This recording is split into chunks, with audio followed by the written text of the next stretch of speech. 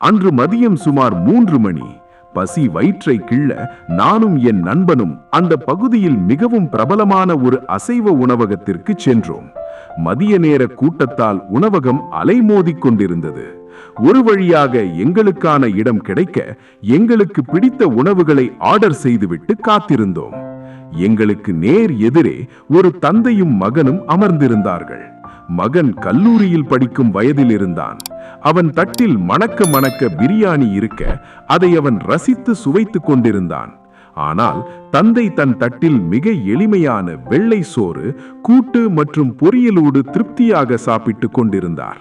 இடையில் மகனுக்காக பிரத்யேகமாக ஒரு அசைவ உணவையும் அன்போடு ஆர்டர் செய்தார். எங்களுக்கான உணவும் வந்தது. நாங்கள் பேசிக்கொண்டே சாப்பிடத் தொடங்கினோம். சிறிது நேரம் கழித்து அந்த தந்தை மகனின் முகம் பார்த்து மிக மென்மையாக கேட்டார், வேற ஏதாவது வேணுமாப்பா? அந்த ஒரு கேள்வி, அது என் காதில் விழுந்த நொடி காலம் சட்டென்று பின்னோக்கி ஓடியது. இன்று நான் நினைத்ததை சாப்பிடும் அளவுக்கு வசதியுடன் இருக்கலாம். ஆனால் அதே மகனின் வயதில் நான் இருந்தபோது எனக்கு அந்த வாய்ப்பு அமையவே இல்லை.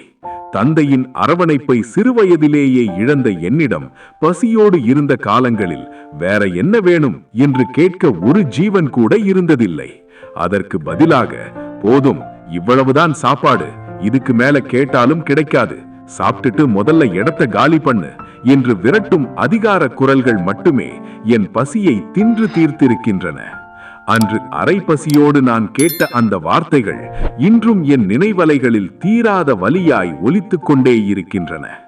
சுய நினைவு பெற்று எதிரே பார்த்தபோது அந்த தந்தை கேட்ட அதே கேள்விக்கு மகன் மிகுந்த மரியாதையோடும் மெல்லிய குரலிலும் பதிலளித்தான். போதும்பா. அவன் சொன்ன அந்த ஒரு வார்த்தையில் இருந்த திருப்தியும் அந்த தந்தையின் கண்களில் தெரிந்த அன்பும் என் இதயத்தின் ஒரு மூலையில் தேங்கி கிடந்த அந்த பழைய ரணத்தை மீண்டும் ஒரு முறை வருடிச் சென்றது.